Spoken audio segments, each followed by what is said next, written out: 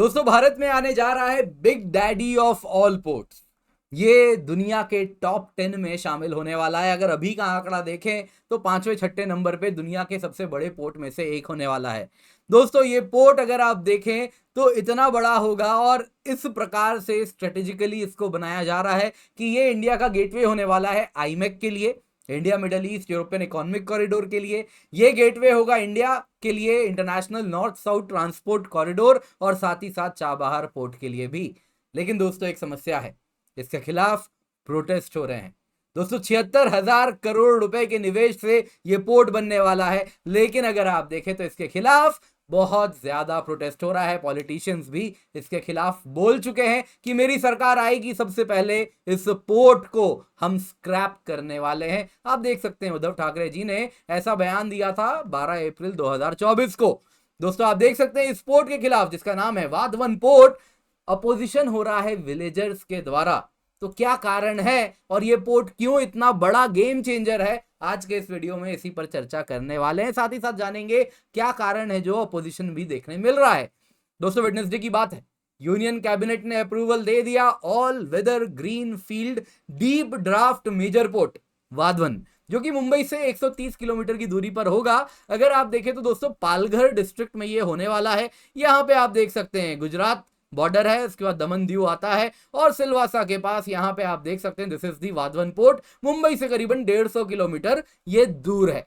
अब दोस्तों इस पोर्ट को बनाने में जो खर्चा है वो 76,200 करोड़ रुपए होने वाला है। और अगर आप देखें तो ये स्पेशल पर्पस व्हीकल है जिसमें जवाहरलाल नेहरू पोर्ट अथॉरिटी, जो जेएनपीटी पोर्ट संभालती है, उसका 74% स्टेक होगा और महाराष्ट्र मैरीटाइम बोर्ड का 26% स्टेक होगा। दोस्तों ये भारत का मेजर पोर्ट होगा। MOEFCC यानी ministry of environment forest climate change ने इसको फरवरी में ही गो अहेड दे दिया था। अब ये क्यों इतना इंपॉर्टेंट है, देखिए दोस्तों ये दो फेज में डेवलप होगा। पहला फेज 2030 में खत्म होगा, सेकेंड 2039 में खत्म होगा। देखिए दोस्तों सबसे पहले तो ये 20 मीटर की गहराई वाला पोर्ट है। भारत में 20 मीटर डेप्थ के पोर्ट नहीं है, इस वक्त नहीं है, ऑपरेशनल नहीं है। 20 मीटर डेप्थ यानी दुनिया के सबसे बड़े जहाज यहां पर लग सकते हैं। दोस्तों अगर आप देखें तो इसकी जो कैपेसिटी है वो 298 million metric ton per annum की होगी और इसमें 23.2 मिलियन 20 फुट इक्विवेलेंट की कंटेनर हैंडलिंग कैपेसिटी होगी। आप देख सकते हैं ये नंबर कितना बड़ा है, 23.2 मिलियन TEU, यानी आप देख सकते हैं ये करीबन छठा सबसे बड़ा पोर्ट होगा। सबसे बड़ा शंघाई चाइना का है जिसमें 47 मिलियन TEU की कंटेनर हैंडलिंग कैपेसिटी है। फिर सिंगापुर है, फिर आप देख सकते हैं चाइना के अन्य पोर्ट है, फिर बुसान साउथ कोरिया का आता है। तो बुसान साउथ कोरिया से भी ये बड़ा होगा। भारत में इस वक्त सबसे बड़ा कंटेनर हैंडलिंग पोर्ट मुंड्रा है जिसका 6.64 million TEU container handling capacity है। तो मुंड्रा से 4 गुना बड़ा होने वाला है ये। आप देख सकते हैं दोस्तों कोई भी भारत में इतना बड़ा पोर्ट नहीं है, दुनिया के टॉप 10 के लिस्ट में होगा। इसके सिवा ये दोस्तों फ्यूचर को देख के बनाया जा रहा है। आप देख सकते हैं यहाँ पे ये है India middle east European economic corridor का जो रास्ता यहाँ से जाने वाला है। यहाँ पे आपको तो स्टैंडर्ड रूट दिख रहा है, आप यहाँ से देख सकते हैं आईमेक कॉरिडोर कुछ इस प्रकार से जाने वाला है। तो उसके लिए भी यही फीडर होगा। ट्रेडिशनल कन्वेंशनल रूट भी आप देख सकते हैं मुंबई से ही जुड़ा हुआ है। इसके सिवा ये जो आप INSTC कॉरिडोर देख रहे हैं लाल रंग में, उसके लिए भी यही फीडर होने वाला है। चाबहार पोर्ट को भी यही जोड़ने वाला है। आप समझ सकते हैं जब इस प्रकार का पोर्ट होगा, जो कि सिर्फ इतना इलाका नहीं, ये वेस्टर्न आप देख सकते हैं अरेबियन सी का हिस्सा यानी ईस्टर्न पार्ट ऑफ अफ्रीका को भी इंडिया का सामान पुश करने वाला है। यानी इंडिया मैन्युफैक्चरिंग करेगा तभी कंटेनर पोर्ट है, तो वो सामान लद के दुनिया भर के मार्केट को सप्लाई होना है। यानी कि इस पोर्ट के आसपास आप दुनिया भर की मैन्युफैक्चरिंग यूनिट्स भी देखने वाले हैं। तो ये बड़ा स्ट्रेटेजिकली इंपॉर्टेंट पोर्ट होगा जो इतना बड़ा आप देख सकते हैं स्फीयर ऑफ इन्फ्लुएंस कमांड करने वाला है। कमांड साइज इस पोर्ट का इतना बड़ा है यानी कि दुनिया की मेजर अर्थव्यवस्था इससे जुड़ रही है। खाली यूएस हटा दीजिए तो बाकी सब इससे आपको जुड़ता हुआ दिखेगा। अमेरिका हटा दीजिए, बाकी सब जुड़ता हुआ दिखता है जो भी इस इलाके में आप देख रहे हैं। अब दोस्तों यहां पे अगर आप देखें तो इसका सिर्फ यही फायदा नहीं है। यहां पे अगर आप देखें तो जो JNPT पोर्ट है वो अगर आप देखें तो मुंबई में JNPT पोर्ट है, ये ऑलरेडी कंजेशन हो रहा है। और इसकी जो कैपेसिटी है वो फुल हो चुकी है, तो अब उसको डीकंजेस्ट करने में भी इसका बहुत बड़ा रोल होने वाला है। और इसके साथ अगर आप देखें तो ये 12 लाख लोगों को एम्प्लॉयमेंट भी देगा। पर दोस्तों समस्या है, प्रोटेस्ट हो रहा है यहां पे। अगर आप देखें तो आज से नहीं, पिछले 25 साल से प्रपोजल है कि यहां पे पोर्ट बनाया जाए।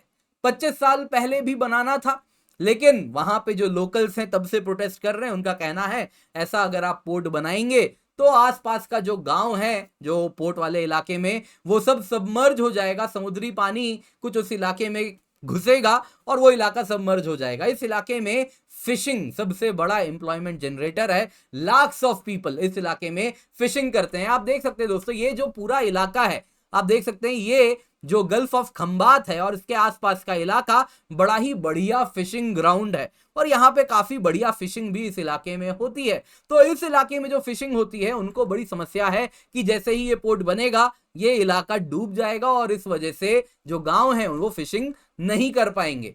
दोस्तों यहाँ पे अगर आप देखें तो जैसा आप यहाँ पे तस्वीर देख रहे हैं, नारायण पाटिल जी हैं, 70 वर्षीय हैं। ये कह रहे हैं कि मैं अपने आखिरी सांस तक पोर्ट नहीं आने दूंगा।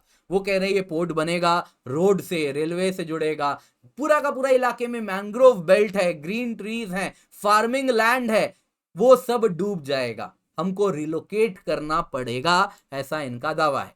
दोस्तों यहाँ पे पॉलिटिशियंस भी आ गए हैं। ठाकरे जी ने अभी रिसेंटली लोकसभा चुनाव के दौरान कहा था कि जैसे ही सरकार आएगी इसको सबसे पहले वाधवन प्रोजेक्ट को हम हटा देंगे। उन्होंने कहा था 95-99 में भी शिवसेना जब पावर में थी, बीजेपी के साथ ही थी, तब भी इस प्रोजेक्ट को हटाया गया था। दोस्तों तब की बात अलग थी, तब जेएनपीटी पोर्ट था, लेकिन अब ये वाधवन पोर्ट बड़े प्लान के साथ आ रहा है। बदलता हुआ जो रियलिटी है उसको भी तो एक्सेप्ट करना होगा। तब भारत सामान बना के यूरोप नहीं बेचने का सोच रहा था, अफ्रीका को बेचने का नहीं सोच रहा था, सेंट्रल एशिया, रशिया तक सामान नहीं पहुंचाना था, लेकिन अब स्थिति बदल चुकी है। तो इसमें कहीं ना कहीं उद्धव ठाकरे जी को यह बात सोचना होगा। 95-99 के बाद अलग थी और अब 2024 में परिस्थिति बदली है। पोर्ट अथॉरिटीज का भी कहना है कि हाँ, आप जो कह रहे हैं समस्या थोड़ी है, लेकिन हम कॉम्पनसेट करेंगे, जो फिशरमैन हैं उनको कॉम्पनसेट किया जाएगा, उनको इसी पोर्ट में एम्प्लॉयमेंट भी दिया जाएगा। तो ये भी तो है। देखिए समस्या क्या हो रही है ना, यहाँ पे जो फिशरमैन है, ये बहुत ही फेमस फिश यहाँ की है घोल, जो आप इस वक्त तस्वीर में देख रहे हैं, ये ब्लैक स्पॉटेड क्रोकर है। इसकी कीमत वैगनार से अधिक है। जी हाँ दोस्तों, आप अगर देखें तो ये मछली इतनी महंगी है, 5 लाख करीब में बिकती है।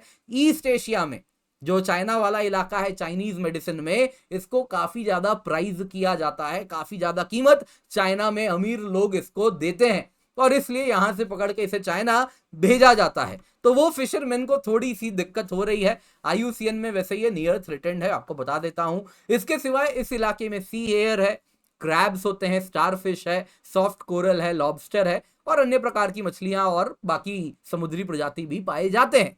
पर दोस्तों यहाँ पे समस्या यही है कि ये पोर्ट आएगा तो ये गांव में कहीं ना कहीं इनको रिलोकेट करना पड़ेगा। देखिए अब यहाँ पे कंक्लूजन क्या है।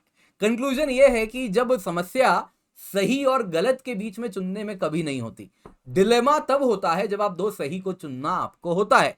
तो यहाँ पे दोस्तों में ग्रेटर गुड देखना चाहिए। ये प्रोजेक्ट भारत की अर्थव्यवस्था को तब्दील करने वाला है, भारत की इकोनॉमी को तब्दील करने वाला है, और साथ साथ वो जो लोग हैं वहां पे उनका सही बात है, गांव में जो जमीन है वो कहीं ना कहीं हो सकता है डूब जाए, उनको वापस से कहीं मूव भी करना पड़ेगा, है ना, माइग्रेट करना पड़ेगा, नए जगह पे पुनर्स्थापित भी करवाना पड़ेगा।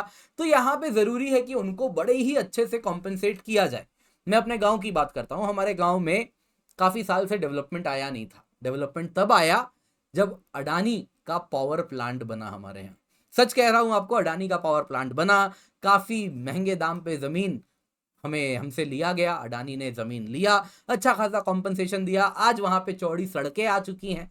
ऐसी सड़कें हमने कभी नहीं सोची थी, वैसी दिख रही हैं। आज हमको जब प्रोजेक्ट हो चुका है तब हमें ये दिख रहा है। वैसे ही अगर आप देखें तो बिजली की भी कनेक्टिविटी है, हालांकि बिजली जाती है लेकिन बिजली है, पहले से बेहतर है।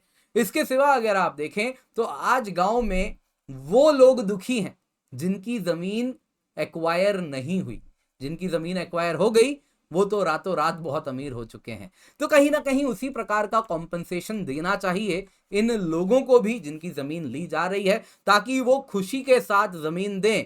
और इक्का दुक्का लोग जो कि पॉलिटिकल एफिलिएशन के वजह से प्रोटेस्ट करते हैं, तो वो तो हमेशा करेंगे, उनको हम कभी प्रसन्न नहीं कर सकते। लेकिन जो वाजिब डिमांड है वो फुलफिल होनी चाहिए, उनको अच्छा कॉम्पनसेशन मिलना चाहिए, और साथ साथ नौकरी भी अगर पोर्ट में मिले तो ये सबसे बेस्ट होता है। दोस्तों, बाकी आप क्या समझते हैं इसके बारे में, क्या करना चाहिए सरकार को, कमेंट में जरूर बताइएगा। आप हमें ट्विटर में, इंस्टाग्राम में फॉलो करें, किंजल_GS हमारा हैंडल है, नीचे डिस्क्रिप्शन बॉक्स में आपको मिल जाएगा। व्हाट्सएप ग्रुप में भी आप ज्वाइन कीजिएगा, नीचे डिस्क्रिप्शन बॉक्स में लिंक मिल जाएगा। इसके सिवा और एक वीडियो आ रहा होगा, इसको अवश्य देखिएगा। वीडियो को लाइक करें, शेयर करें, भारत संवाद सब्सक्राइब करें, बेल आइकन अवश्य दबाएं।